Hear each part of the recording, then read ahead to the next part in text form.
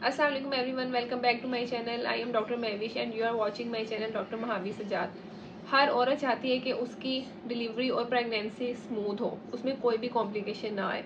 लेकिन कभी कभी ऐसा होता है कि उसमें बहुत सी कॉम्प्लिकेशंस आ जाती हैं। प्रेगनेंसी के स्टार्टिंग से लेकर डिलीवरी तक आपको कौन सी कॉम्प्लिकेशंस आ सकती हैं, जिसके लिए आपको पहले से ही प्रिपेयर रहना चाहिए, और साथ में आपको कौन सी ऐसी प्रिकॉशंस करनी चाहिए ताकि आप इनको अवॉइड कर सको। कब आपने इमरजेंसी में डॉक्टर को विजिट करना है, ये सब बातें आज हम इस वीडियो में डिस्कस करने वाले हैं। So now let's start the video. लेकिन उससे पहले मेरे चैनल को सब्सक्राइब कर दें, बेल आइकॉन को लाजमी प्रेस कर दीजिएगा। इसके अलावा अगर आप ब्यूटी रिलेटेड वीडियोस देखना चाहते हैं, वो भी एज अ डॉक्टर पर्सपेक्टिव कि कौन सी चीज़ आपकी स्किन के लिए कैसी है, तो आपने मेरे इस चैनल को सब्सक्राइब कर लेना है। इसका लिंक आपको आई बटन में भी मिल जाएगा। तो अब हम सबसे पहले बात कर लेते हैं बिल्कुल अर्ली प्रेगनेंसी में आपको कौन सी कॉम्प्लिकेशंस आती हैं। बिल्कुल अर्ली प्रेगनेंसी में क्या होता है कि या तो आपका मिसकैरेज हो जाता है या फिर आपको जो है वो एक्टोपिक प्रेगनेंसी का प्रॉब्लम होता है। मिसकैरेज में क्या होता है कि आपको काफ़ी ज़्यादा हैवी ब्लीडिंग स्टार्ट हो जाती है, आपके पेट के निचले हिस्से में दर्द स्टार्ट होता है, आपकी कमर में दर्द स्टार्ट होता है। अगर आपको ये वाले सिम्टम्स आ रहे हैं तो आपने फ़ौरन डॉक्टर को विजिट करना है ताकि वो आपका अल्ट्रासाउंड कर ले। अल्ट्रासाउंड से अगर इस मिसकैरेज को रोका जा सकता हुआ तो वो आपको ऐसी मेडिकेशंस देती हैं कि जिससे आपका ये मिसकैरेज रुक जाता है। लेकिन बाज़ औक़ात क्या होता है कि कुछ ऐसे कॉजेज़ होते हैं जिसकी वजह से ये मिसकैरेज होता है, जिसमें हार्मोनल कॉज हो सकता है, आपका जो है वो इन्फेक्शन का कोई प्रॉब्लम हो सकता है, या फिर अगर आपकी क्रोमोसोमल एबनॉर्मेलिटी है बच्चे के अंदर तो उससे भी आपके मिसकैरेज का खतरा होता है। तो कुछ चीज़ें कंट्रोल की जा सकती हैं लेकिन कुछ कंट्रोल नहीं होती हैं, तो ये आपकी फर्स्ट कॉम्प्लिकेशन होती है। Then the second one is ectopic pregnancy. इसमें क्या होता है कि जो फर्टिलाइज्ड एग होता है वो ट्यूब में ही स्टक हो जाता है, आगे बच्चादानी में नहीं आता है। तो जो ट्यूब में स्टक हो जाता है तो वो वहीं पे ग्रो करना शुरू कर देता है। अब इससे आपको क्या हो सकता है, बहुत बड़ा खतरा होता है, लाइफ थ्रेटनिंग, कि इससे आपको इंटरनल ब्लीडिंग हैवी स्टार्ट हो सकती है अगर आप इसको टाइमली डिटेक्ट नहीं करते हैं। इसलिए स्टार्टिंग में आपने लाजमी जो है वो अपना अल्ट्रासाउंड करवाते रहना है ताकि देखा जा सके कि बच्चा जो है वो प्रॉपर बच्चादानी में है या ट्यूब में ग्रो कर रहा है। इसकी प्रिकॉशन यही है कि आप इसको नहीं जो है वो ठीक कर सकते हो अगर वो एक्टोपिक प्रेगनेंसी आपकी हो गई है। मिड प्रेगनेंसी में क्या कॉम्प्लिकेशंस हो सकती हैं, अगर हम 12 वीक्स से 28 वीक्स तक बात करें, आपने अपने वीक्स को कैलकुलेट कर लेना है। इसमें आपको gestational diabetes, high blood pressure और उसके साथ प्लेसेंटा प्रीविया, ये वाली कॉम्प्लिकेशंस जो है वो मोस्टली देखी जाती हैं।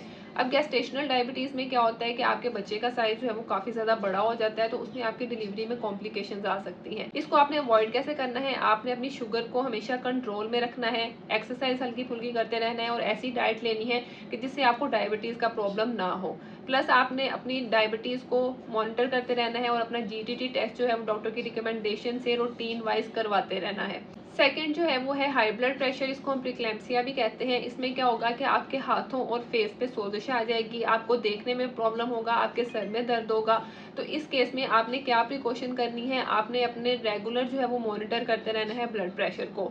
कोई भी ऐसी चीज़ नहीं खानी है कि जिससे आपका ब्लड प्रेशर जो है वो एकदम बढ़ जाए, क्योंकि इससे आपकी प्रेगनेंसी में काफ़ी ज़्यादा कॉम्प्लिकेशंस आ जाती हैं। डिलीवरी भी अक्सर औकात ऐसा होता है कि टाइम से पहले ही करनी पड़ जाती है, कभी कभी बच्चे की जान को इतना खतरा हो जाता है।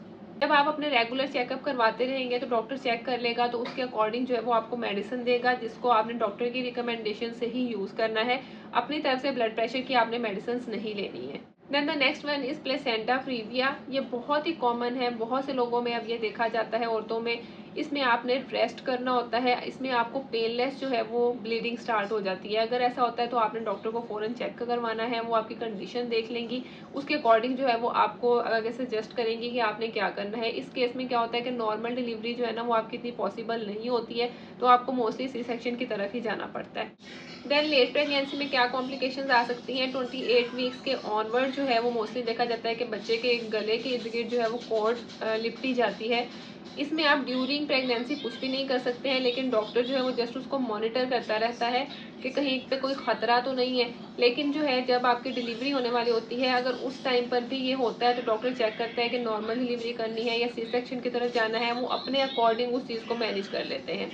मोस्टली ये हार्मलेस होती है, इसमें कोई ऐसे खतरे की बात नहीं होती है। लो एमनियोटिक फ्लूइड, अक्सर देखा जाता है कि बच्चे का पानी जो है वो कम हो जाता है। इस केस में आपने क्या प्रिकॉशन करनी होती है, आपने आईवी फ्लूइड्स आपको दिए जाते हैं, आपने हाइड्रेटेड रहना होता है, एक्टिव रहना होता है।